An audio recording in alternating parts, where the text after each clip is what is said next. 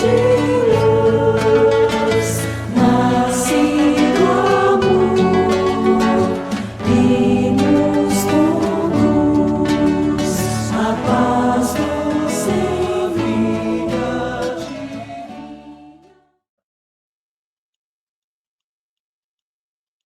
Qual o verdadeiro papel do espiritismo hoje na transição planetária? O papel do espiritismo hoje é muito importante. Tanto é verdade que quando ele apareceu em 1857, já estava completando 100 anos do início da transição planetária. Ou seja, os espíritos desencarnados já estavam reingressando de volta ao corpo físico para trazer a preparação necessária para um novo momento que o mundo terreno haveria de passar. Ele que havia encerrado o ciclo inicial primitivo com a vinda de Jesus, passando a ser então um mundo de provas e expiações, estava chegando ao fim desse ciclo, iniciando um novo mundo, que seria o mundo de regeneração. E ele, portanto, 100 anos depois, de 1757, que se iniciou a transição, que se encerrará em 2057, são, portanto, 300 anos, ele lançou a pedra angular da mensagem dos espíritos superiores. Primeiro, garantindo à criatura a imortalidade. Ou seja, ninguém morre. Nós apenas vestimos um corpo, esse corpo perece, quem perece não é o espírito, é o corpo, e quando o corpo perece, o fluido vital que dá vida ao corpo biológico não tem mais fundamento.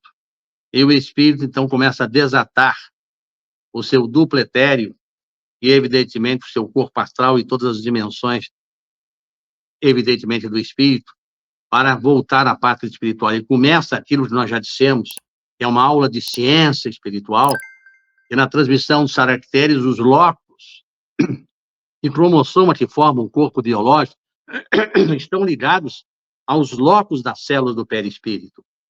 E também sofre o mesmo impacto, porque, afinal, os laços prendem o quê?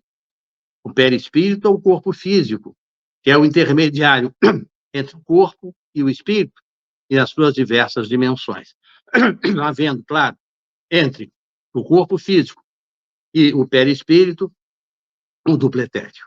Muito bem. Mas compreendendo isso aí, isso quer dizer, na verdade, que as doenças ou que as ligações são, na verdade, vinculações espirituais. O que nós queremos dizer é que necessário é compreender, portanto, que esta doutrina maravilhosa, que veio no momento certo, começou a preparar as criaturas não só para a imortalidade, mas para que elas pudessem estudar o livro dos Espíritos e o Pentateuco todo de uma forma dissecada.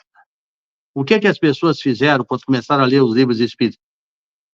Leram um livro espírita uma vez, leram o livro dos médiuns outras vezes, leram o Evangelho e às vezes consultam esporadicamente,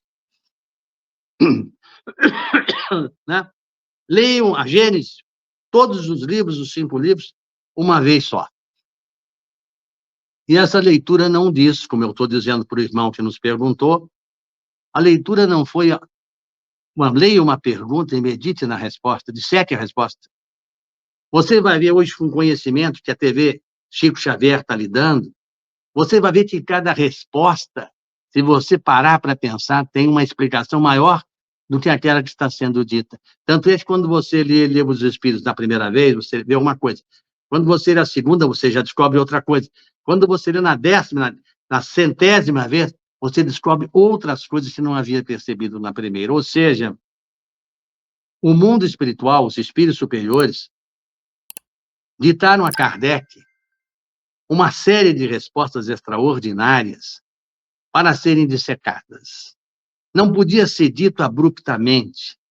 Não podia ser dito, por exemplo, falar de mundos superiores onde as plantas pensam, onde as plantas são seres em evolução, como diz o nosso Nicole Camille Flammarion, contando o universo, escrevendo sobre o universo. Não seria possível falar que as pessoas ouviriam isto impactadas e talvez até preocupadas, que na constelação de Órion existem criaturas ou formas insectoides. São seres em evolução. Ou seja, nós não somos referência para o universo. Pelo contrário, me perdoem o respeito, eu sou um ser que habito a Terra. Estou vestindo um corpo físico. Sou muito grato a esse corpo físico que me dá a oportunidade de reabilitação. Mas o nosso corpo físico é um dos últimos rudimentares estruturas corpóreas menos evoluídas do planeta. É uma forma natural equivalente ao mundo provacional. É cheia de defeitos. Tanto é, sem desrespeitar a ninguém, que se você passar uma régua dividindo o corpo humano em dois, verá que o lado direito não é igual ao lado esquerdo. Os dois lados são desiguais.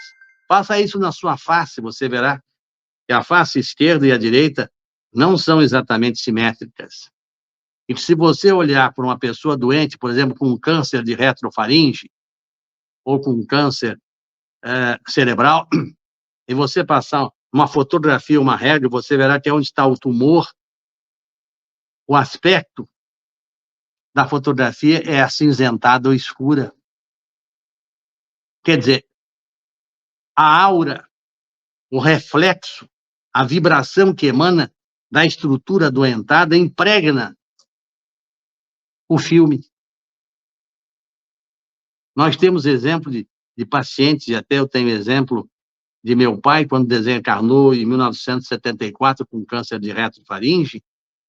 As fotografias dele, quando se aproximou, estava já sentindo o tumor, que ainda não era perceptível, de retrofaringe. O lado direito que se apresentava o tumor era escuro, cinzento, e o lado esquerdo, que era sadio, era de tonalidade esbranquiçada. Ou seja, nós não somos nem na referência humana exatamente iguais. Um lado é maior do que o outro, e há diferenças simétricas, sem dúvida. Então, o que nós queremos dizer é que o universo nos mostra extraordinários ensinamentos, e que, evidentemente, o Espiritismo trouxe a imortalidade, a sobrevivência, mas trouxe muito mais do que isso. Ele trouxe a existência de mundos, de muitas moradas diferentes, com criaturas diferentes morfologicamente, com espíritos mais elevados, menos elevados. Mas ele trouxe para nós um ensinamento além maior do que a imortalidade e das diversas moradas, da narrativa de que o reino dos espíritos mais elevados não é deste mundo. Ele trouxe o conhecimento que salva, que cura as doenças, que liberta a criatura através da sua transformação, pelo conhecimento, mas principalmente pela teoria da moral autônoma. Por que quer dizer moral autônoma? A moral, como os costumes que se reabilitam dos maus hábitos, dos desvios, dos vícios, autônoma, porque só pode curar moralmente a criatura pelo direito de cada um, pelo arbítrio de cada um de desejar se modificar e desejar se transformar, sem o qual não será possível alcançar esse objetivo.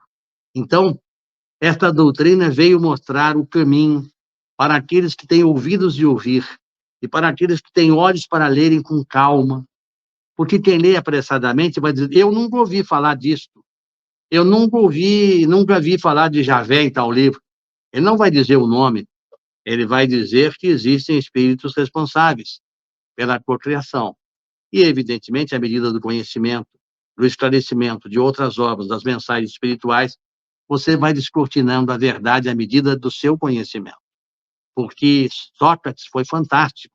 Quando disse que perguntaram a ele se conhecia tudo, ele disse: não, eu conheço até os limites da minha ignorância. Então, a criatura humana que viveu no dogma, que viveu na cultura religiosa dogmática, tradicional, e que evidente supersticiosa, só vai conseguir vencer quando abrir o horizonte e abrir para o conhecimento, o leque do conhecimento, as verdades ocultas, as verdades que libertam. E a doutrina espírita veio mostrar. E à medida que o tempo vai passando, como agora, muitas dessas verdades ocultas estão sendo colocadas à disposição. Com que finalidade? Para impactar? Não. Para fazer com que a criatura reflita. Tem o direito inalienável que o ser humano tem, que o espírito tem, tanto seja ele vestindo um corpo ou não, de desejar fazer aquilo que ele quer. Aquele que quer seguir Jesus não vai ser arrastado pelos espíritos do mal.